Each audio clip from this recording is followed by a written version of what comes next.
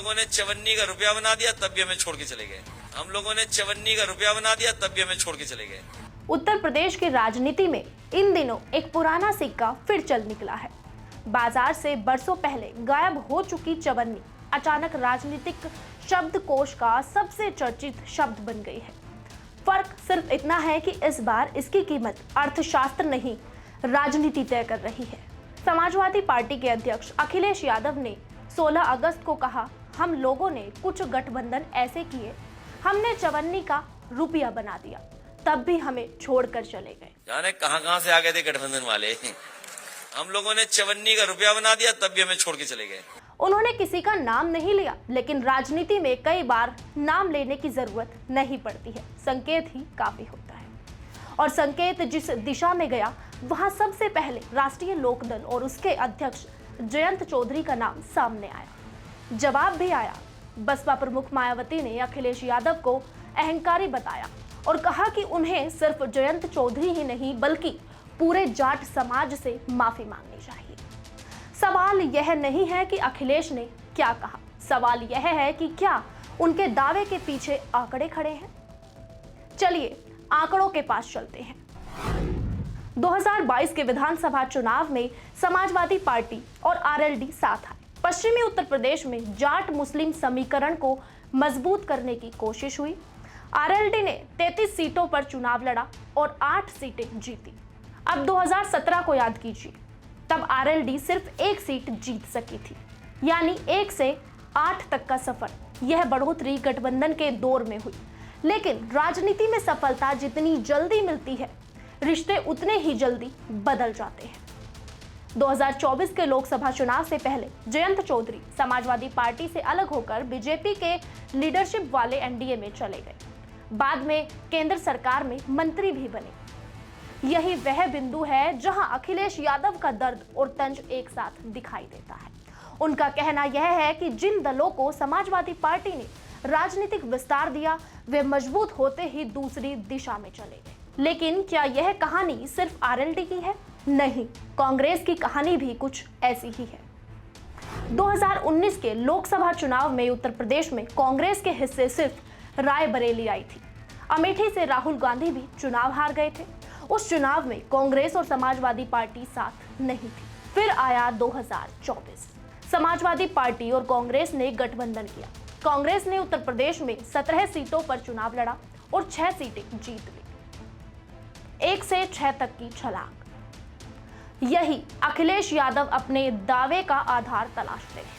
देखिए, ये राजनीति में जो चवन्नी शब्द आया है, ये आरएलडी प्रमुख आदरणीय जयंत चौधरी ने खुद दिया है। और माननीय राष्ट्रीय अध्यक्ष अखिलेश यादव ने जो बात कही कि हमने चवन्नी को रुपया बना दिया, तो ये तो यूनिवर्सल सत्य है कि आरएलडी जब आई थी तो उसके पास 0 विधायक थे, 0 एमपी थे। आज आरएलडी प्रमुख राज्यसभा हैं और उनके पास 8 विधायक हैं। तो इसका मतलब 0 से 8 बनाया हमने, उन्हें रुपया बनाया। लेकिन इसको ये कहना कि जाट समुदाय का अपमान है, ये विक्टिम कार्ड है और बड़े आसानी से लोग अपने को संप्रदाय का नेता बनाने की कोशिश करते हैं। लेकिन राजनीति गणित जितनी सरल नहीं होती, 2024 का चुनाव 2019 जैसा नहीं था। वोट ट्रांसफर हुआ, बीजेपी के खिलाफ माहौल भी एक कारक था, स्थानीय उम्मीदवारों की भूमिका थी और राष्ट्रीय मुद्दों का असर भी था। इसीलिए यह कहा कि कांग्रेस का प्रदर्शन सिर्फ गठबंधन की वजह से सुधरा, पूरी तस्वीर नहीं होगी। किसी के बारे में कोई भी ऐसी बात नहीं बोलनी चाहिए जिसके किसी को मन दुखे, किसी को वेदना हो।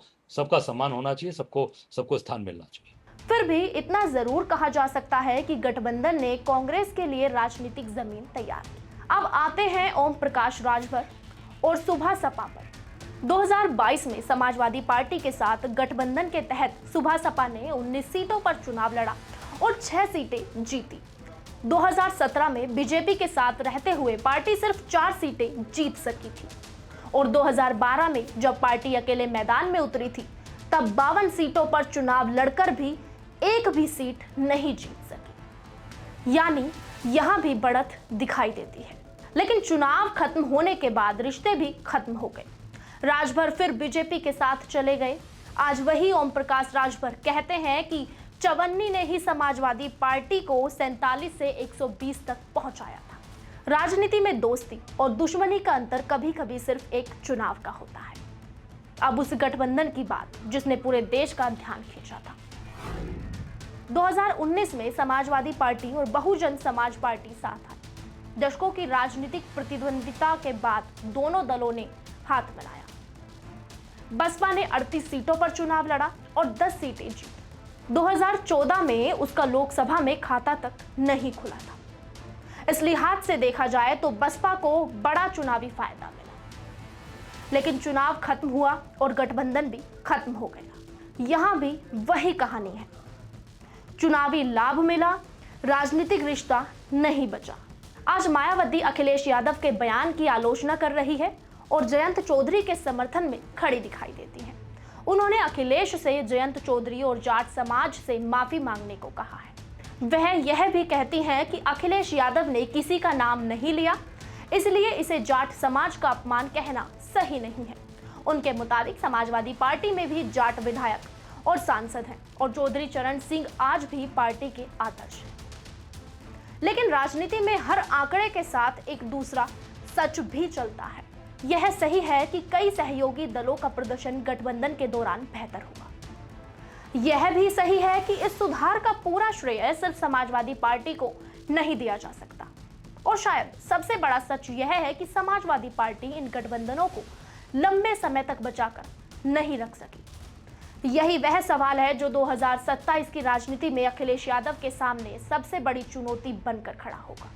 पहली चुनौती, अपने पीढ़ीय सामाजिक समीकरण को मजबूत करना। दूसरी चुनौती, सहयोगियों को साथ बनाए रखना। क्योंकि उत्तर प्रदेश की राजनीति बार बार यही बताती है कि गठबंधन बनाना मुश्किल है, लेकिन उसे निभाना उससे भी कहीं ज्यादा मुश्किल है। शायद यही वजह है कि अखिलेश यादव अब बार बार कहते हैं कि उनका गठबंधन जनता से है। इसका राजनीतिक अर्थ साफ है।